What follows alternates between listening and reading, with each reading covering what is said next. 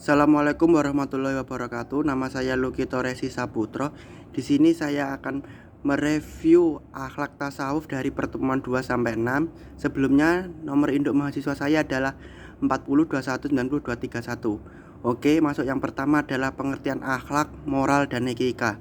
Akhlak dalam kebahasaan berarti budi pekerti, perangai atau disebut juga sikap hidup yang berbicara tentang baik buruknya yang dengan ukuran adalah wahyu Tuhan. Moral adalah ajaran baik dan buruk, ukurannya adalah tradisi yang berlaku di suatu masyarakat. Kalau etika adalah ajaran yang berbicara tentang baik dan buruk menjadi suatu ukuran baik dan buruk adalah akal, karena memang etika adalah bagian dari filsafat. Di antara karakteristik akhlak Islam tersebut adalah Rabbaniyah atau dinisbatkan kepada Rob Tuhan, 2 Isnaniyah manusiawi, 2 Syumuliyah, 4 Wasatiyah. Macam-macam etika deskriptif dan normatif. Pengertian tasawuf. Tasawuf merupakan usaha dan upaya dalam rangka mensucikan diri dengan cara menjauhkan dari pengaruh kehidupan dunia yang menyebabkan lalai dari Allah Subhanahu wa taala untuk kemudian memusatkan perhatian hanya ditujukan kepada Allah. Ruang lingkup kandungan tasawuf: 1. Metafisika, 2. Etika, 3. Psikologia, 4. Estetika. Tujuan mempelajari tasawuf dalam aplikasi kehidupan. Pertama, turut serta terlibat dalam berbagai peran dalam menyelamatkan kemanusiaan dari kondisi kebingungan akibat hilangnya nilai-nilai spiritual. Kedua, mengenalkan literatur dan pemahaman tentang aspek esoteris kebatinan Islam, baik terhadap masyarakat Islam yang mulai melupakan maupun di kalangan masyarakat non-Islam. Ketiga, untuk memberikan pengasaan kembali bahwa sesungguhnya aspek esoteris Islam. Hubungan ilmu akhlak tasawuf dengan ilmu tasawuf dengan ilmu keislaman lainnya. Antara ilmu akhlak dan ilmu tasawuf memiliki hubungan yang berdekatan. Pengertian ilmu tasawuf adalah ilmu yang dengannya dapat diketahui hal-hal yang terkait dengan kebaikan dan keburukan jiwa. Tujuan ilmu tasawuf itu sendiri adalah untuk mendekatkan diri kepada Allah dengan cara membersihkan diri dari perbuatan yang tercela dan menghias diri dengan perbuatan yang terpuji. Hubungan ilmu tasawuf dengan ilmu keislaman lainnya. Ilmu kalam, ilmu filsafat, fikih, dan psikologi agama. 1. Hubungan ilmu tasawuf dengan ilmu kalam. Dalam kaitannya ilmu kalam, ilmu tasawuf berfungsi sebagai pemberi wawasan spiritual. Dalam pemahaman kalam sebagai pengendali, ilmu tasawuf berfungsi sebagai pemberi kesadaran rohaniah dalam perdebatan kalam. 2. Hubungan ilmu tasawuf dengan ilmu filsafat. Ilmu filsafat adalah landasan pemikiran dengan logika, sedangkan tasawuf landasan dengan hati sanubari. 3. Hubungan ilmu tasawuf dengan ilmu fikih.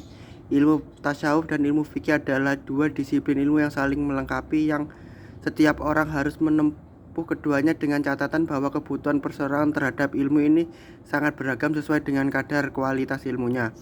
4. Hubungan ilmu tasawuf dengan ilmu psikologi agama, ilmu jiwa agama. Seorang yang dekat dengan Tuhannya, maka dia akan mendapatkan ketenangan dan ketentraman sehingga akan berpengaruh pada sikap dan tindakan tanduknya dalam kehidupan. Kajian akhlak mahmudah dan akhlak mazmumah serta faktor-faktor pembentuk akhlak. Akhlak manusia ada yang bersifat baik, ada yaitu akhlak mahmudah, dan akhlak yang bersifat buruk yaitu mazmumah.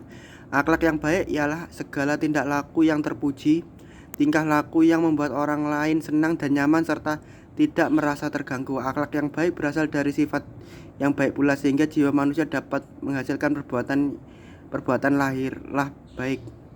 Adapun jenis akhlak mahmudah menurut Jabir antara lain jujur, sabar, ikhlas, menepati janji, dan dermawan.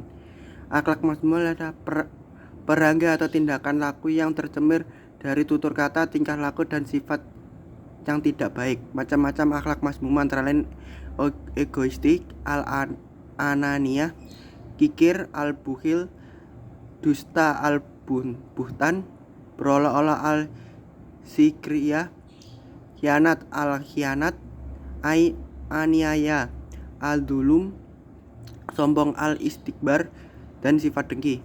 Sejarah pertumbuhan dan perkembangan tasawuf. Tasawuf terjadi pada setiap umat dan agama-agama, khususnya berubah mana Hinduisme, filsafat, iluminasi Yunani, Majusi, Persia, dan Nasrani awal. Lalu pemikiran ini menyelinap ke dalam pemikiran Islam melalui Zindik Majusi, kemudian menemukan jalannya yang realistis umat Islam dan berkembang hingga mencapai tujuan akhir. Disusun kitab-kitab referensi dan telah diletakkan dasar-dasar dan kaidah pada abad 4 dan 5 Hijriah. Pada prinsip perkembangan tasawuf itu ada 3 tahapan. Tahap yang pertama, periode pembentukan dan menonjolkan gerakan-gerakan zuhud sebagai fenomena sosial.